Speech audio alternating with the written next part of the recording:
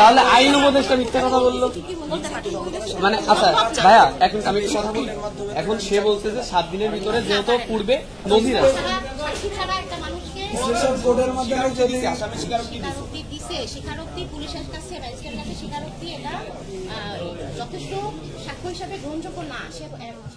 দর্শক, এইমাত্র আপনারা হিটু শেখের কিছু কথা শুনেছেন তার আইনজীবীর কাছ থেকে।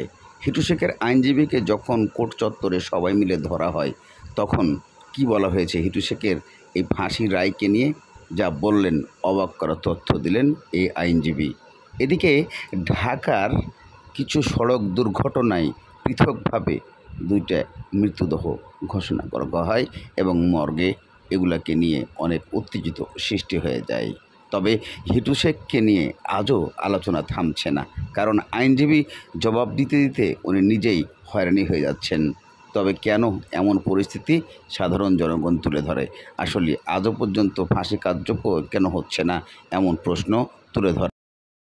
তাহলে আইন উপদেষ্টা মিথ্যা কথা বললো মানে? আচ্ছা ভাইয়া এখন আমি কথা বলি, এখন সে বলছে যে 7 দিনের ভিতরে যেহেতু পূর্বে নজির আছে, স্বীকারোক্তি পুলিশের কাছে ম্যাজিস্ট্রেটের কাছে স্বীকারোক্তি এটা যথেষ্ট সাক্ষ্য হিসাবে গ্রহণযোগ্য না। এটা আইনে লেখা আছে। প্লাকার্ড উচ্চ করো না কেন? প্লাকার্ড উচ্চ করো তোমরা, এগুলো উচ্চ করো না কেন? হাই ধরো, প্লাকার্ড হাই ধরো।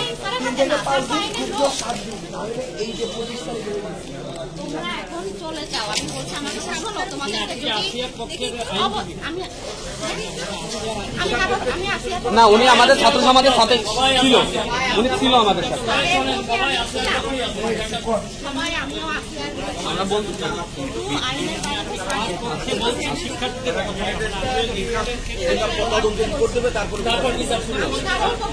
প্রথম দিন আন্দোলন করছো, আমরা রাতের বেলায় কলম কোর্ট বসাইয়ে তারা রিমান্ড দিচ্ছি। আমরা কোনো সময় আমরা যখন 13 তারিখে বাইনার ব্লক করছি, আমরা দেখছি তখন যখন আমাদের বলা হয়েছে 7 দিনের টাইম নেওয়া হয়েছে, সেই 7 দিনের মধ্যে আমরা কেউ নামি 7 দিন দূরে আইন উপদেষ্টা এখানে নাই। এখন আমরা ঢাকায় যেতে পারবো না, আমরা তো এটার কোনো বিচার হবে না। আমরা কি চুপ করে বসে থাকতে পারবো? আমরা এইটাই জানতে চাচ্ছি যে বিচারটা কত দূর আগাইছে। যেতে হবে, এটার জন্য সময় লাগবে এবং 6 মাস তো হাইকোর্ট বেঁধে দিয়েছে। 6 মাস? 6 মাস ম্যাম 6 মাস থেকে 3 মাস ছিল, দিন 14 দিন। এটা মুখে বসতে তো হবে না।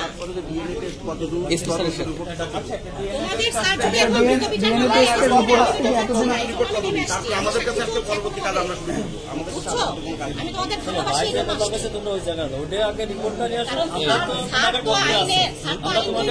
আমরা তো কোনো ভুল দাবি নেই এখানে না। আর সবাই স্টুডেন্ট,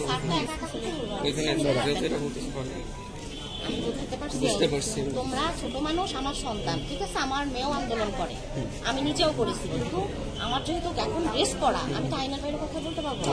তোমরা আমার সন্তান, স্যারের আমি সাক্ষী নিচ্ছিলাম, স্যারকে আমিও কতগুলো কথা লিখতে আমি কিন্তু আপনার কি মনে হচ্ছে না যে এই না দিলে হচ্ছে না, কারণ কিছু জিনিস আছে প্রসিডিং হয়ে আসবে, তাই বলে কি ডিএনএ নিজেও বলছেন যে আমি তো আপনার এখানে মনে হচ্ছে না ডিএনএ টেস্টের রিপোর্ট এই স্যাম্পল নিচ্ছে 11 তারিখে আজকে হচ্ছে, মানে বিভিন্ন ইস্যুর মাধ্যমে তরমুজ ইস্যু, আমজা ইস্যু, রাফি ইস্যু, এসবের মাধ্যমে আজকে ইস্যু ধামাচাপা পড়ে যাচ্ছে। তুমি কি জানো আমি পার্সোনালি প্রতিদিন দেখতে চেষ্টা করি যে হিটুকা আনা হচ্ছে কিনা, আমার ইচ্ছা, আমার কি রাগ হয় না?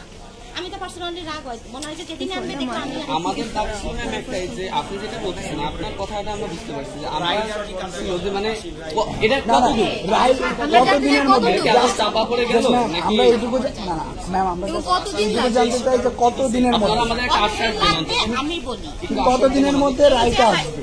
শুধু ডিএনএ টেস্টগুলো রিপোর্ট ওরা যদি রেডি করে না পাঠায়, স্যারের তো এটা পার্সোনাল লাইবিলিটি নাই, এটা কাদের দায়িত্ব? এটা কাদের দায়িত্ব? মেডিকেল থেকে পাঠাবে, মেডিকেল থেকে, মানে কি এসপি অফিস থেকে আপনাদের কাছে সাবমিট করবে? আমাদের কাছে না, আমার কাছেও না, স্যারের কাছেও না, এটা হচ্ছে ইয়া হয়ে লয়ারের মাধ্যমে এটা কোর্টে আসবে। এখন এটা পার্সোনালি কাউকে তুমি অ্যাটাক করতে পারবে না, ঠিক আছে? তোমাদের ধৈর্য ধরতে হবে। আমিও চাই আসামির ফাঁসি হোক, স্যারও চাই। স্যারের তো পার্সোনাল কোনো এখানে ইয়া নাই, বেনিফিট নাই, এখানে কারোরই ব্যক্তিগত বেনিফিট নাই। স্যার ব্যক্তিগতভাবে ভালো মানুষ, স্যারের উপর তোমাদের অ্যাঙ্গি হওয়ার কিছু নাই। স্যারও তোমাদের উপর angry। কারণ আপনি যদি একটা ফান্ডামেন্টাল রাইটস এর কথা বলেন, এই ক্ষেত্রে আমরা ফান্ডামেন্টাল রাইটস তো কোর্টে যে মামলা প্রসিডিং আছে এগুলো তো এটা কিন্তু একটা মেয়ের ফান্ডামেন্টাল রাইটস, তার সেফটি আমি এনশিওর করা। স্যারকে বললাম, আমি স্যার বসে বুঝতে পারি না চেম্বারে, আমার দিকে পুরো পুরো বেটারা করে তাকায় থাকে। হ্যাঁ। হ্যাঁ, তো এটা কি নারীর অধিকার আমার খর্ব বাড়ি হচ্ছে না? চুরি হয়েছে, তানজিরা আমার বাড়ি ডাকাতি হয়েছে, তারা আটকা রেখে ডাকাতি করছে, তো এই কি কোন দেশে আছি আমরা? বলো। আজকে আপনি দেখবেন যে আসিয়ার পরে এই 18 দিনের মধ্যে 18 দিনের মধ্যে কিন্তু আরো 117 বেশি ধর্ষণের মানে মামলা দেওয়া হয়েছে। কিন্তু ধর্ষণ আটকাতে পারি না। বছরে 48,000 মামলা এখনো থানায় দায়ের আছে। এবং অনেক ধর্ষণ আমরা দেখছি জামিন দিয়ে বেরিয়ে গেছে।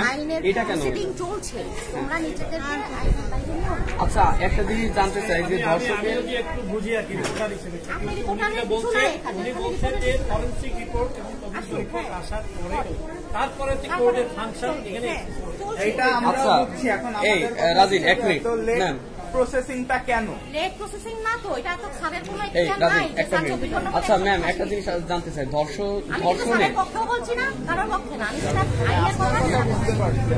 ম্যাম, ম্যাম এইখানে আপনি যত আইনজীবী, আপনার কাছে একটা কোশ্চেন আছে যে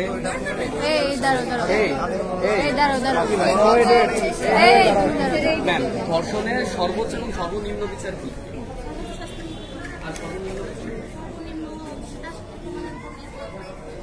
না, সে যদি প্রমাণিত হয়, হিটু যেমন বলে গিয়েছে হিটু না, হিটু সহ বাকি ও একাই করেছে। হিটু বলে গিয়েছে জবানবন্দিতে ম্যাজিস্ট্রেটের সামনে ও একা সবকিছু করেছে, কিন্তু বাকিরা আমরা বুঝতেছি যে বাকিরা করেছে, কিন্তু এটা আমি তুমি বুঝলে তো হবে না, ডকুমেন্ট লাগবে। এখন ব্যক্তিগতভাবে যদি আমরা দেখি যে কোনো একটা সিঙ্গেল মানুষ এই কাজটা করছে, তার সর্বোচ্চ এবং সর্বনিম্ন বিচার কি? এটা প্রমাণ হলে তো সর্বোচ্চ পর চিকিৎসক মৃত ঘোষণা করেন। নিহতদের পরিচয় এখনো জানা যায়নি। ময়নাতদন্তের জন্য মরদেহ শহীদ সোহরাওয়ার্দী মেডিকেল কলেজের মর্গে রাখা হয়েছে। এদিকে ভোর 4টার দিকে বিজয় সরণিতে মাইক্রোবাসের ধাক্কায় 2 মোটর সাইকেল আরোহী মারা গেছেন। নিহতদের নাম ও পরিচয় এখনো নিশ্চিত করতে পারেনি কাফরুল থানা। নিহতদের মধ্যে একজনের মরদেহ ঢাকা মেডিকেল ও অপরজনের মরদেহ সোহরাওয়ার্দী হাসপাতালে রাখা হয়েছে। রাত আনুমানিক 2টার দিকে তো তারা ফুটপাতে ওইখানে রিক্সা মানে সিএনজি ঠিক করছিলেন, তো তখন আর কি আপনার ট্রাক এসে বড় ইউটার্ন নেওয়ার সময় তাদেরকে অন্ধকারের মধ্যে মানে পৃষ্ঠ করে ফেলায়। 5 নম্বর সেক্টরের বাসা উত্তর হাসপাতালে আইছিল মামারে দেখতে, মামারে দেখে হাসপাতালে ওর বাইক যেতে রাস্তায় খাওয়া হচ্ছে 3 আমার সমধি মরছে, আমার ছেলে মরছে। এটাকে আমার মনে হয় যে এটা আসলে কোনো দুর্ঘটনা না, এটা একটা পরিকল্পিত খুন। একটা স্ট্রেট রাস্তা, কোনো রাস্তা কেউ পার হচ্ছে না, দাঁড়ায় আছে একটা বাসের জন্য, তার উপর দিয়ে চলে গেল, এটা অহরহ আমরা দেখছি। এর জন্য তো একটা বিচার আমাদের অবশ্যই প্রয়োজন। এর জন্য বাস সমিতি, ট্রাক সমিতি, এর সকলের একটা মানে বিচার আমরা চাই।